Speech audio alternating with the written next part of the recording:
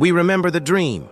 They called the planet Haven 4, though no one who landed there ever called it that again. It was supposed to be a clean colonization job. Temperate atmosphere, water, rich soil, no native life.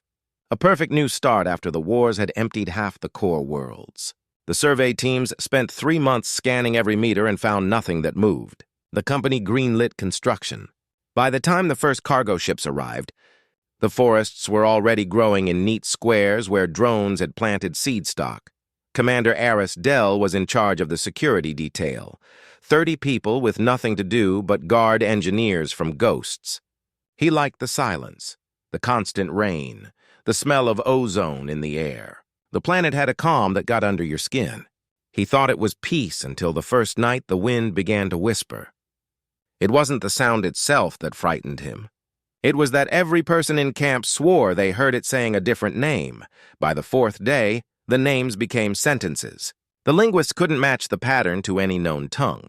Static in the comms, they said. Audio hallucination from stress, said the medic. Then one of the terraformers walked into the forest and didn't come back. They found his beacon still transmitting at the tree line, but the suit was empty, seams sealed from the inside. The scientists kept recording the wind. When they slowed it down, the noise formed harmonic waves that mapped exactly to human brain activity, dream cycles, to be precise. The planet's atmosphere is resonating with us, Dr. Wen said. Like an echo. They laughed about it that evening around the heaters, pretending the cold didn't carry words anymore. That night, Aris dreamed of light filtering through water, of something vast and blind opening beneath him. He woke to find condensation inside his helmet, though it hadn't rained in hours. The liquid shimmered faintly before evaporating. By dawn, 3 more colonists were missing. The surveillance drones captured only static fog where they should have been. When Aris enhanced the frames, he saw silhouettes in the mist, shapes walking backward, featureless, perfectly human in outline. They tried to evacuate. The transport's engines refused to start. Every circuit board was filmed with a thin layer of translucent residue, pulsing faintly like skin under light. Dr. Wen touched it, and her pupils dilated until the iris vanished. She turned to Aris and smiled as if remembering something beautiful. It's not poison, she said. It's memory. Then she walked away into the fog.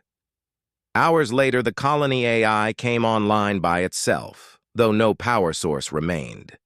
The voice that answered Aris through the static was not the machine's default female tone, but Wen's voice, layered with 1,000 others. We were always here, it said gently. You dreamed us first. We're only waking up. The ground shifted beneath the base, the soil rippling like breath.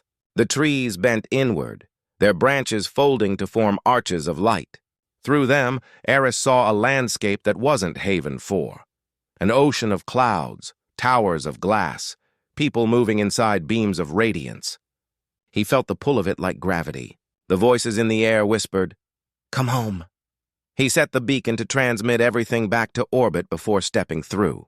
The last data burst that reached the company ship showed a man dissolving into light, smiling as he vanished, and the sensors registering a new biosignature spreading across the planet, something half organic, half energy, perfectly tuned to human neural patterns.